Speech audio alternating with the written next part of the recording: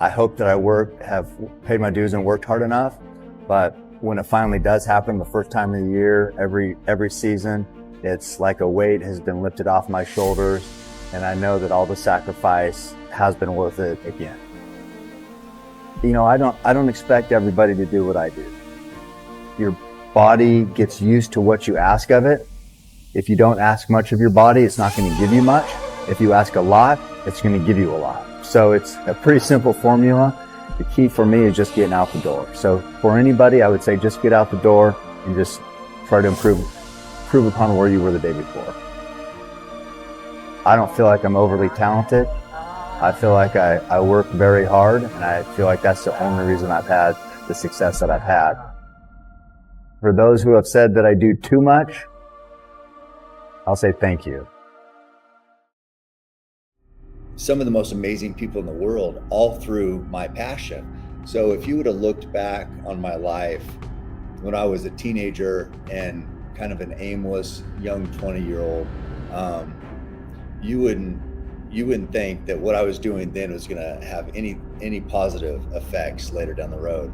But instead, the lessons I've learned through my passion, and so that's the point to it, is whatever your passion is, even if it is something as arbitrary as bow hunting, you stick with it, you keep working hard, who knows where it's going to take you. Because nobody would ever say, hey, you could be this bow hunter that everybody knows. You could write a book that could help people in all facets of life. If you'd have told me that when I was 20, I would have thought you were crazy. But that's just how unpredictable life can be, by staying true, working hard, doing the best you can every day without fail, and who knows what'll happen. I know my weaknesses. I know how I hurt every morning when I get up. I know, on a run, I might want to quit, but I just got to keep pushing. And so it seems like it's not me, because I know I'm not superhuman. I know I have a lot of weaknesses. So it's a little surreal, yeah. The only thing I have to offer is hard work. I don't feel like I have this talent, this natural ability, this professional athlete type skill. So I'm like, well, my thing is I can offer hard work, and I just got to ride that. So I just punch that time clock every day, whether it's, for 26 years, it was at a regular 9 to 5. And then I would do everything that I do on the side. I since have retired since the beginning of October. October 3rd was my last day at work. And now it's just same thing, same mindset, punching the clock, but in a different way. And I feel like that's my skill, that's my talent. The key is just get outside. So no matter where you're starting, I think the important thing is to get outside, get out that door, have your front door of your house or wherever closed behind you, get out there, get some fresh air, get in the sun. Beautiful Texas sun right here. It's warm, but it feels so good. If it's raining, that feels good too in its own way. But just get outside, get some fresh air in your lungs. Maybe first walk around the block. And even if the second day you don't do anything but walk around that same block, you did it. You don't have to be killing the world to start off. You don't have to go and be running a marathon in a week. This all is a part of the journey. But to start on that journey, whether it's a big step or a little step, a baby step, whatever, just get out there and start. Once you start, then you can build some momentum. Day after day after day, that builds momentum. And then all of a sudden it's a habit. And it's a habit you don't feel right unless you get in your walk or your run. And so once you make that a habit, and then it's your exercise or getting that discipline that you've been lacking, then that's the second nature, is, putting on one shoe at a time and going to get breakfast, or putting on your favorite hoodie. It's like, well, this is what I do. I put on my hoodie, then I go outside and do my walk. So it just starts with a consistent effort, and don't make excuses. There's always a reason why you can skip a workout or skip, like I said, even if it's starting with a walk, there's always a reason to skip it, but there's no valid reason really, because you can always make time. So that'd be the key, regardless of how big or hard or long the run or the walk or the exercise is. Just get out there and do it. You'll feel a lot better. My whole thing is, it's like, I look at it as nobody cares. So if you've had a lot of success in the past, it doesn't really matter. You can't rest on laurels. You got to keep proving yourself. You got to, whatever you did in the past, good, build on it. You got to do more. Or if you failed in the past, you got to suck it up and work harder so you don't fail again. You know, so whether it's success or failure, it doesn't really matter.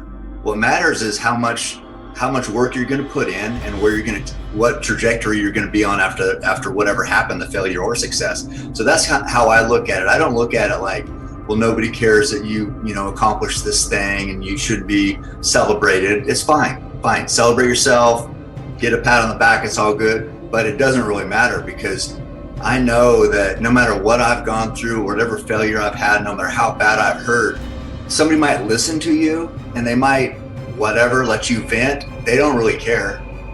They got their own things they're going through in life. They're not going to give you a bunch of energy to wallow in or to use or to suck from them. So it doesn't really matter.